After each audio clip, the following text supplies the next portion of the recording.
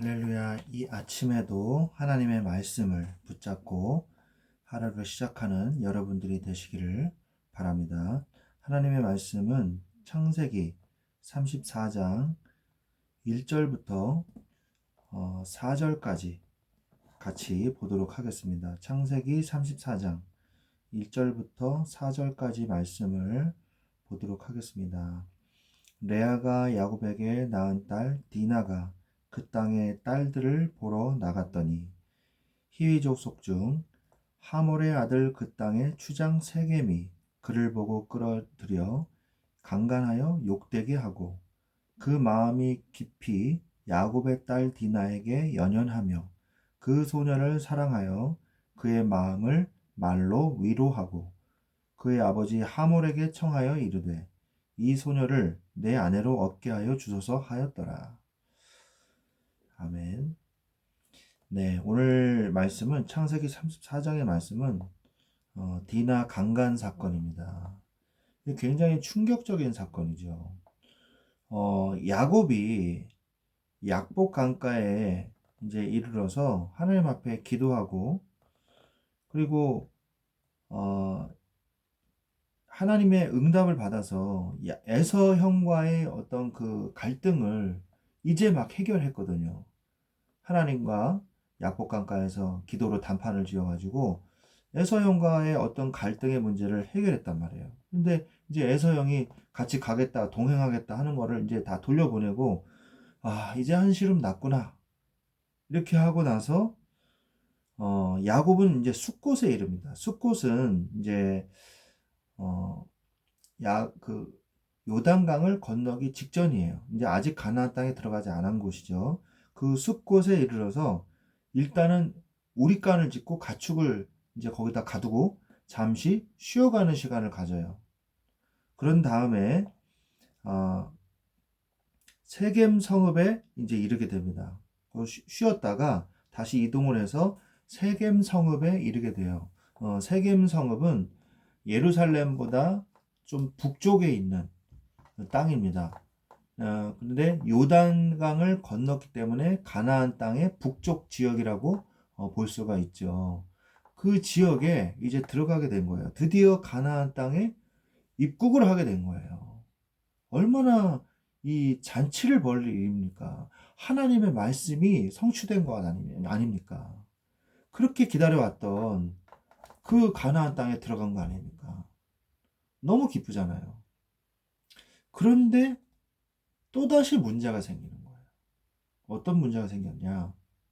이 세겜성은요, 하나님을 믿는 사람들이 아니거든요.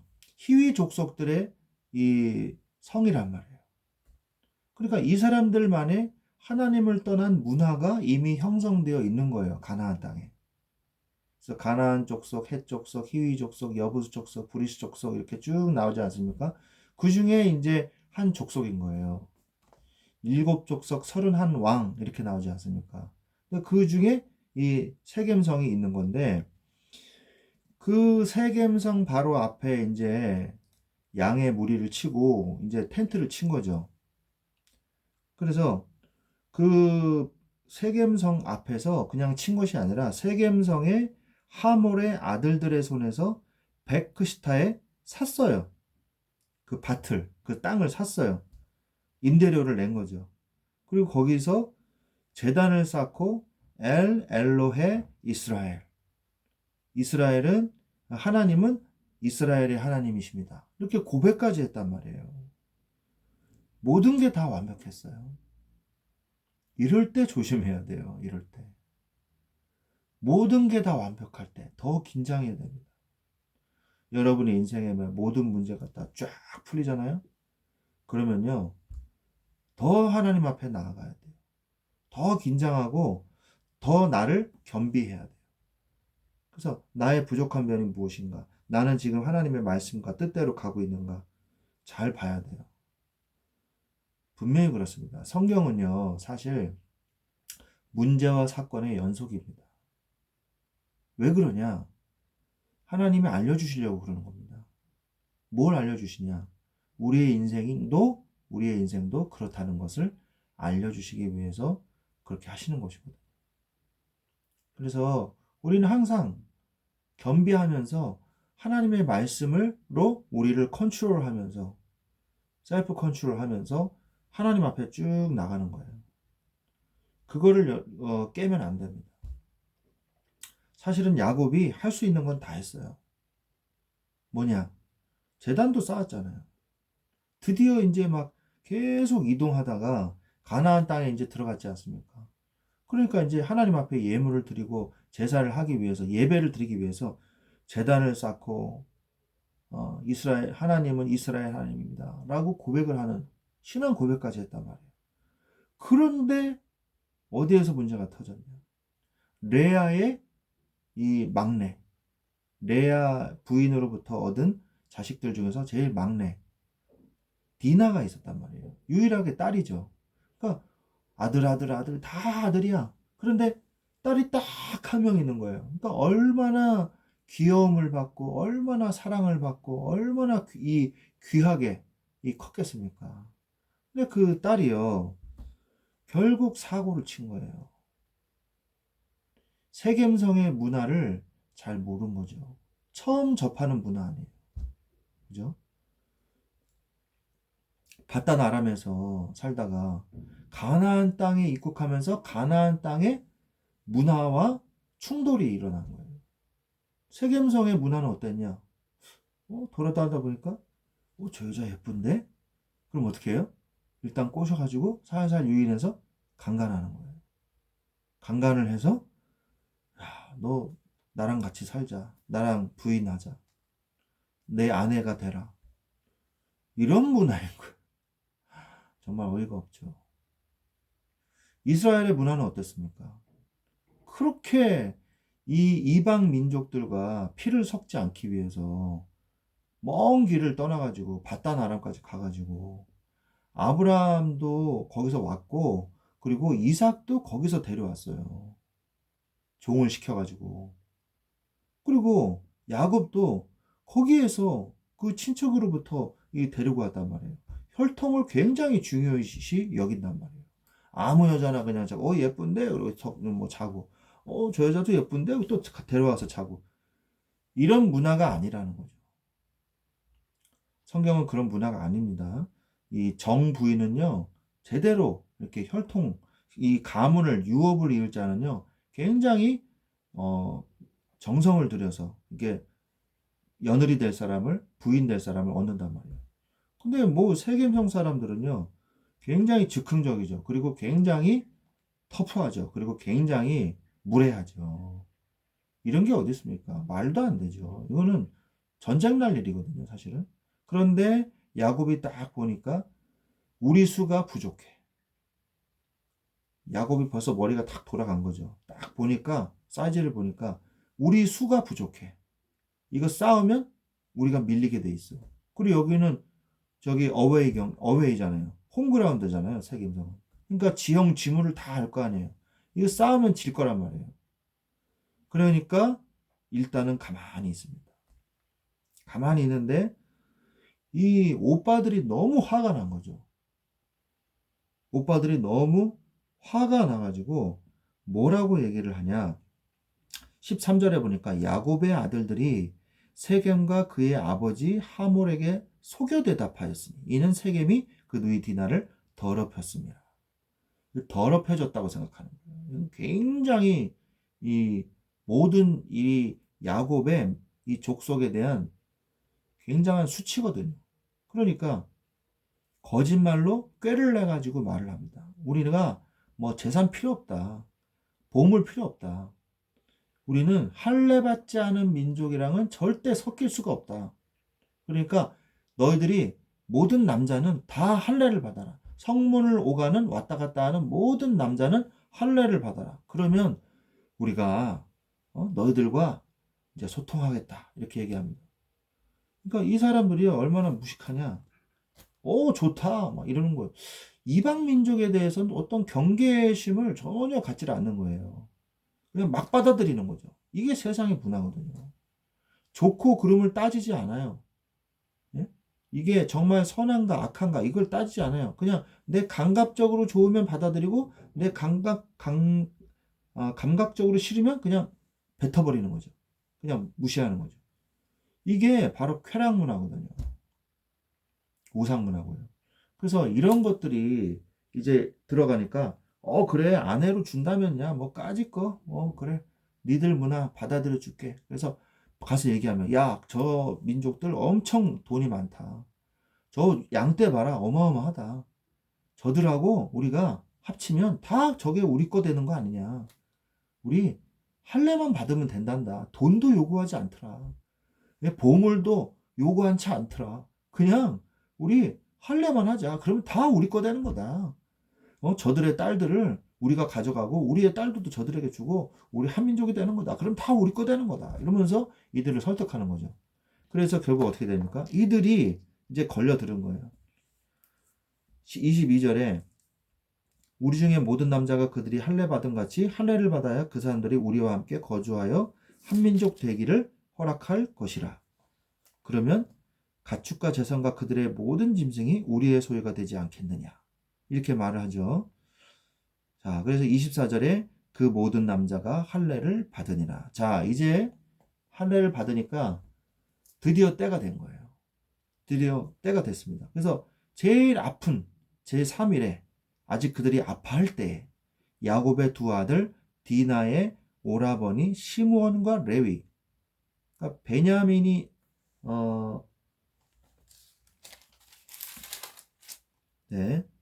르우벤이 첫째죠. 그 둘째와 셋째입니다. 시므온과 레위가 둘째와 셋째예요. 첫째는 나서지 않았어요. 둘째와 셋째 시므온과 레위가 가서 이제 그들을 습격한 것, 기습하여 그 모든 남자를 죽였어요. 어마어마한 전투력이에요. 그죠? 세겜성의 모든 남자를 그 두 명이서 다 죽였어요. 하긴 뭐 할례 받은 게 보통 문제가 아니죠. 생사를 칼로 잘라내는데 이게 안 아플 수가 없잖아요. 꼼짝 못하는 거예요. 남자의 급소를 이 생사를 칼로 잘라내는데 얼마나 아픕니까? 그러니까 상상할 수도 없을 만큼 아프거든요. 그 당시에 뭐 저기 뭐 약국이 있어요. 뭐 항생제가 있어요. 뭐가 있어요? 꼼짝도 못 하거든요. 그 삽시간에 다 남자들이 다 죽어버린 거예요. 그러니까 이번에는 이제 다른 형들도 다른 아들들도 합세해가지고 가가지고 노략질하고 여자들을 저기 잡아오고 집 속에 물건을 다 노략을 한 이런 사건이 벌어지게 되는 것입니다. 이런 문제가 이제 사건이 터지자 야곱은 이제 겁에 질리죠. 야, 이게 소문이 나면 다른 사람들이 다른 족속들이 힘을 합쳐가지고 우리들을 공격할 거다. 다른 족속들이 힘을 합쳐서 우리를 공격하면 우리 집은 멸망을 한다. 그러니까 뭐라고 얘기해요? 아들들이 31절에 그가 우리 누이를 창녀같이 대우함이 옳으니까? 하고 딱 묻잖아요. 야곱은 좀 더 뭔가 기회를 보려고 했는데 우리가 그 아들들이 나서 가지고 이 모든 문제를 다 처리를 하죠. 척결을 하죠. 우리는 복음의 문화를 가지고 있어야 돼요. 그리고 세상의 문화는 척결해야 돼요. 하나님의 말씀을 가지고 있는 우리가 살다 보면요. 세상의 문화가 강도같이 도적같이 임합니다. 봐주지 않아요. 강도와 도적같이 세상의 문화를 기독교 문화로 집어넣으려고 세상이 공격해 옵니다. 그때 우리가 어떻게 해야 됩니까? 복음으로 담대하게 복음의 문화로 세상과 싸워야 돼요. 세상의 문화가 교회 안으로 들어오려 할 때 사단의 권세를 이 세상의 문화를 단호하게 척결해야 돼요. 복음의 기준을 가지고 그러면 있어야 되는 거거든요. 복음의 기준을 가지고 있으면은 가지고 있지 않으면 뭐가 복음이고 뭐가 비복음인지 구분을 못해. 그러니까 여러분이 말씀의 기준을 가지고 있어야 복음과 비복음의 문화를 구분해낼 수 있습니다. 옛날에는요, 교회에서 기타도 못 치게 했어요. 옛날에는요, 남녀가 같이 예배도 못 드리게 했어요. 이 고신 측에서는. 근데 지금은 그걸 허락을 하죠. 이 문화라는 것이 사실 그렇거든요. 문화라는 것이 그렇습니다. 옛날에 드럼을 쳐요, 교회에서? 큰일 납니다. 예? 쫓겨나요, 쫓겨나. 근데 지금은 일렉 기타도 치고 베이스도 치고 다 하잖아요. 그래서 우리가 어디까지 이것을 허용하고 이걸 어디까지 우리가 배척해야 되는가? 우리가 그것을 잘 구분할 수 있으려면요. 하나님께서 우리에게 요구하시는 복음의 기준이 있어요. 이게 성경적 허용이라는 게 있습니다. 설교를 할 때도 어디까지는 허용해서 그 설교자의 스피커의 어떤 그 신앙과 어떤 체험이 들어갈 수 있어요. 그러나 말씀이 허용하는 기준 안에서 해야 돼요. 근데 성경의 말씀과 180도로 이게 부딪히는 내용을 가지고 스피커가 얘기하면요. 성경의 이 권위를 넘어서는 이야기를 하면요. 그거는 틀린 이야기거든요. 그게 너무 심해지면 자의적 해석이 되는 거예요. 자기 마음대로 성경을 막 해석하는 거예요. 그래서 성경 주석이 필요한 겁니다. 그래서 이 개혁 신학이 필요한 거예요. 그래서 개혁 신학의 그 범주 안에서 우리가 설교하고 받은 은혜를 얘기하고 체험을 얘기할 수 있는 거죠. 그래서 복음이 어디까지 간주하는가? 성경이 한 걸음 가는 만큼 우리는 한 걸음 가면 되는 거예요. 성경이 세 걸음을 가면 우리는 세 걸음을 가는 만큼 이야기를 하면 되는 거예요. 그래서 우리가 복음의 문화도 마찬가지입니다. 하나님의 주시는 말씀의 기준을 가지고 판단하고 선택하고 개혁하고 배척하고 이것을 할 줄 알아야 된다는 거예요. 그래서 여러분이 늘 무엇이냐? 하나님의 말씀을 기준으로 삼으십시오.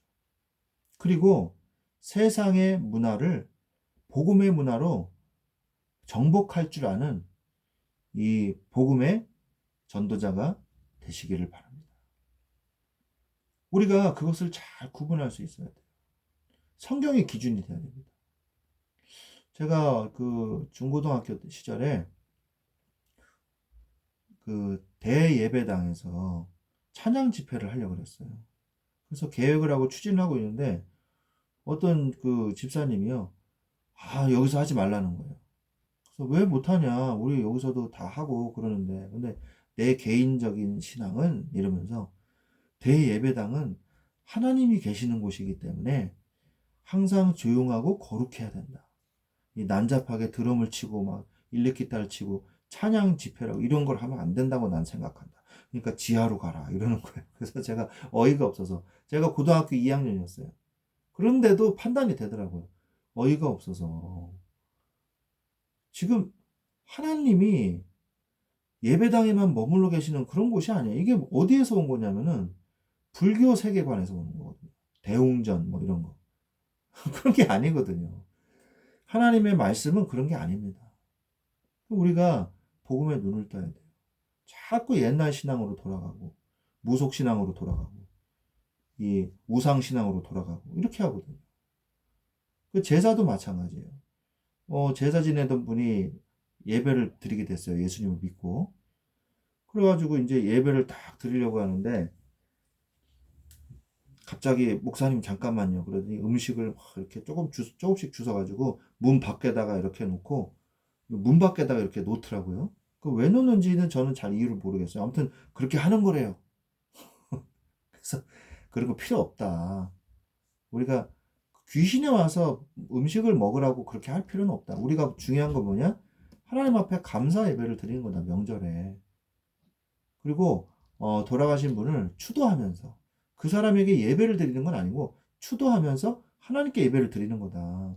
그래서 가족들이 복음에 우리가 반석으로 놓여지는 이 축복을 누리는 게 바로 명절의 가정 예배다. 이렇게 말씀을 드린 적이 있거든요. 그러니까 세상의 문화는요, 항상 교회를 노립니다. 그래서 교회를 세속화시키고 타락시키게. 야금야금 그 개구리를 냄비에다 놓고 살살살 조금씩 온도를 높여서 개구리를 죽이는 그런 방법처럼 사단이 계속 교회에 파고들어요. 그래서 거짓말의 문화, 사단의 문화, 우상의 문화를 자꾸 집어넣거든요. 여러분이 거기에 속지 마시고 복음의 기준으로 복음의 이 선택을 할 줄 아는 그런 여러분이 되시기를 주 예수 그리스도 이름으로 축원드립니다. 기도하겠습니다. 하나님 감사합니다. 이 시간에도 우리를 복음의 이 기준과 복음의 이 은혜 아래 있게 하여 주심을 감사를 드립니다. 우리가 올바른 하나님의 말씀을 붙잡고 무엇이 복음이고 무엇이 비복음인지 깨달아 알게 하여 주시옵시고 복음의 기준에 맞춰 우리의 삶이 풍성한 삶이 될 수 있도록 축복하여 주시옵소서. 우리의 영안을 뜨게 하여 주옵소서. 감사를 드리며 주 예수 그리스도의 이름으로 기도합니다. 아멘.